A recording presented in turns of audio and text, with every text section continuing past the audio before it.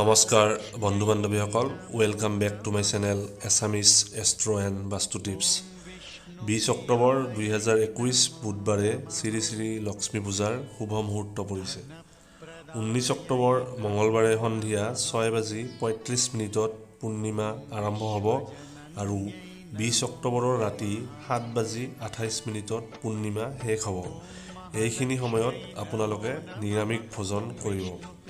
লক্ষ্মী পূজা আৰম্ভ কৰাৰ শুভ সময় হ'ল 20 অক্টোবৰৰ সন্ধিয়া 5:30 পৰা 6:21 লক্ষ্মী পূজা আৰম্ভ কৰাৰ আগত এডাল নতুন ঝাৰুৰে গোটেই ঘৰটো চাফা কৰি ল'ব আৰু গংগাজল নাইবা পবিত্ৰ জল ঘৰৰ চাৰিওফালে ছটিয়াই দিব।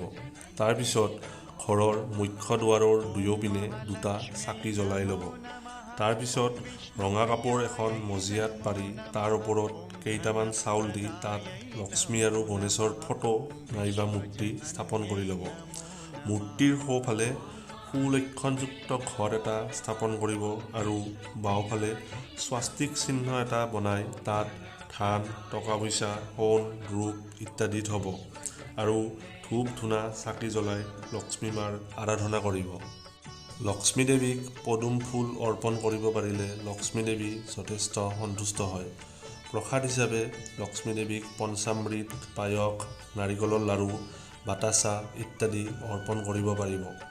আটাইবোৰ বস্তু অৰ্পণ কৰি থকা সময়ত ওম শ্ৰীম মহালক্ষ্মীয়ে নমঃ এই মন্ত্ৰটো জপ কৰি থাকিব। একেবাৰে শেষত চকুত নাৰিকলৰ পানী অলপ দিব আৰু লক্ষ্মী দেৱীক আপোনাৰ ঘৰত বিৰাজমান কৰিবলৈ স্তুতি কৰিব। নাৰিকলৰ পানী চকুত দিলে লক্ষ্মী মা সোনকালে আপোনাৰ ভক্তিত সন্তুষ্ট হ'ব। এটা কথা মনত ৰাখিব, লক্ষ্মী পূজাত ঘণ্টা বজালে লক্ষ্মী দেৱী অসন্তুষ্ট হয়। তাৰ সলনি শংখ বজালে লক্ষ্মী দেৱী যথেষ্ট সন্তুষ্ট হয়। গোটেইবোৰ শুভ কৰ্ম শেষ হোৱাৰ পিছত নাৰিকল মিহলোৱা সান্দহ চিৰা খালে যথেষ্ট শুভফল পাব। লক্ষ্মী মাৰ কৃপা আপোনাৰ ঘৰত চিৰপ্ৰবাহিত হওক। ধন্যবাদ।